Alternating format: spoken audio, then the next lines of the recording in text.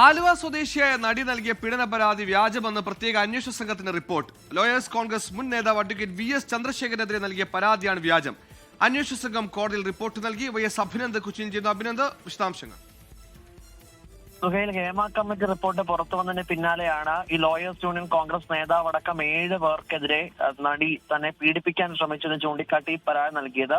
അതിനാണ് ഇപ്പോൾ Ernakulam central police register ചെയ്ത കേസിൽ റഫർ റിപ്പോർട്ട് കോടതിയിൽ സമർപ്പിച്ചിരിക്കുന്നത്. എറണാകുളം ആലുവ സ്വദേശിയായ നടിയുടെ പീഡന പരാതി വ്യാജമാണെന്നാണ് പോലീസ് റിപ്പോർട്ട് ചെയ്തിരിക്കുന്നത്. ലോയേഴ്സ് കോൺഗ്രസ് മുൻ നേതാവ് VS ചന്ദ്രശേഖരനെതിരെ നൽകിയ പരാതിയും പൂർണ്ണമായും വ്യാജമാണ്.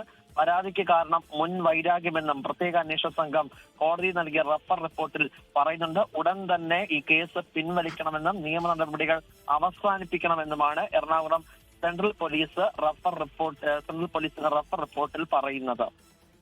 ശരി, മുൻ വൈരാഗ്യത്തിന്റെ പേരിൽ പക തീർക്കാൻ വ്യാജ പീഡന കേസ് നൽകിയിരിക്കുന്നു. ആലുവ സ്വദേശിയായ നടി നൽകിയ പരാതി വ്യാജമെന്ന് തെളിഞ്ഞിരിക്കുന്നു. പോലീസ് കോടതിയിൽ റിപ്പോർട്ട് സമർപ്പിച്ചിരിക്കുന്നു. ലോകത്തെവിടെയായാലും ഏത് സമയത്തും 24 വാർത്തകളും ഓഗ്മെന്റഡ് റിയാലിറ്റി പാക്കേജുകളും എക്സ്പ്ലെയിനറുകളും വിശദമായി കാണാൻ ഞങ്ങളുടെ YouTube ചാനൽ നിങ്ങൾക്ക് സബ്സ്ക്രൈബ് ചെയ്യാം.